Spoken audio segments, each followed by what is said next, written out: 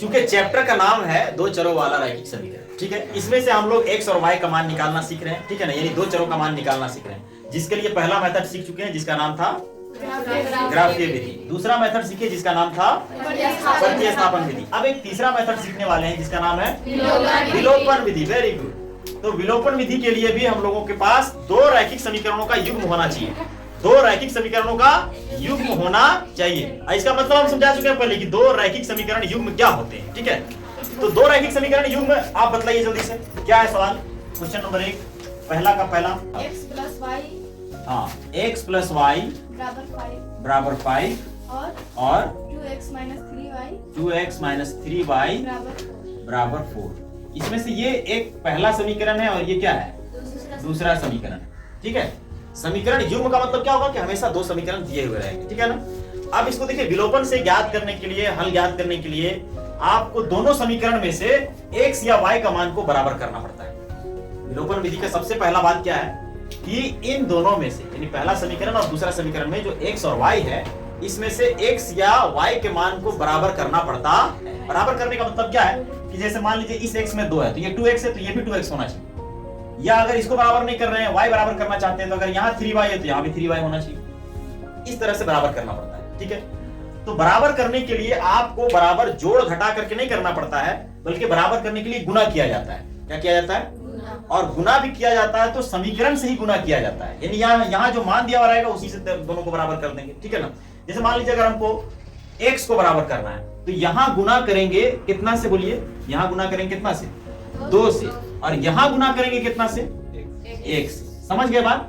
जो समीकरण में दिया हुआ रहेगा उसी से बराबर किया जाता है। तो अब जब उसको बराबर करने जा रहे थे, यहाँ पर हम लोगों को लिखना पड़ेगा कि समीकरण 1 को 2 से तथा समीकरण 2 को 1 से क्या करने पर, गुणा करने पर।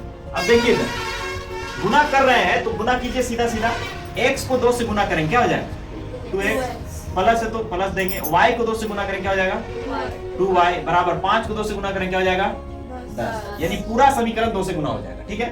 उसी तरह से ये पूरा समीकरण 1 से गुना हो जाएगा, तो 2x को 1 से गुना करेंगे क्या हो जाएगा, 2x, फिर माइनस से माइनस देंगे, 3y को 3y, फिर बराबर है 4 का 4। अब ये बराबर हो गया। इसमें से कौन सा बराबर हुआ, कौन सा चर बराबर हुआ, आप लोग बताइए, कौन सा चर बराबर हुआ है, x बराबर हुआ है। तो अब जो बराबर किया जाता है ना, वो खुद ही क्या हो जाता है, विलोपित हो जाता है, उसको काट देना है, ठीक है। काटने के लिए क्या है, आपको ये बात ध्यान रखना है कि काटने के लिए एक चीज प्लस में होना चाहिए और एक चीज माइनस में होना चाहिए।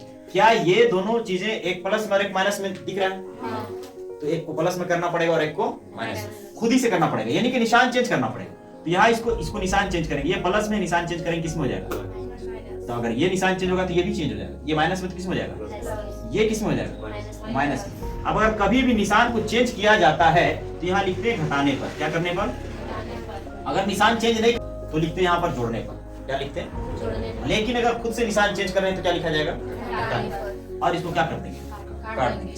सेम अंक क्या हो जाता है, कट जाता है। जब कट गया, आप देखिए यहाँ पर ये प्लस में है और ये भी किस में है, अब ये पुराना वाला जो निशान है वो खत्म हो चुका है ना, तो दोनों प्लस में है तो जुटेगा, तो 3 और 2 तो 5y लिखना पड़ेगा। इसमें एक प्लस में एक माइनस में है, क्या करेंगे, घटेगा, तो 10 में 4 घट के कितना बचेगा, 6 बचेगा। Very good. तो y का मान कितना आ जाएगा उस हिसाब से, 6/5, ये नीचे आ जाएगा। y का मान निकल चुका है। अब जो y का मान निकला है, इसमें क्या करेंगे, किसी भी समीकरण में, समीकरण 1 या समीकरण 2 जिसमें चाहे उसमें रख सकते हैं, सीधा लिखेंगे समीकरण 1 में क्या चीज का, y का मान रखने पर, बताइए समीकरण 1 में y का मान रखना चाह रहे हैं, क्या है समीकरण 1, x plus y is equal to y, तो x का मान तो निकालना पड़ेगा, इसलिए x उतारेंगे और y का मान रखेंगे कितना है, 6/5 बराबर क्या है।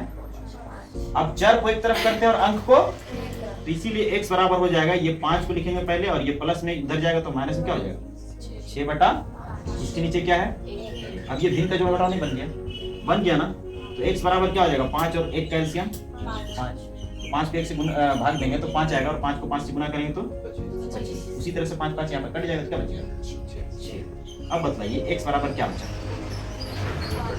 19 और नीचे क्या 5। तो इस तरह से जो है, इस प्रकार आप देख सकते हैं, इस प्रकार x is equal to 19/5 and y is equal to क्या आ चुका है, 6/5। यही आपका आंसर है। ये क्या है? अब इसी में आगे क्या करना है, इसी सवाल को प्रतिस्थापन विधि से भी क्या करना है, हल करना है। ये था विलोपन विधि।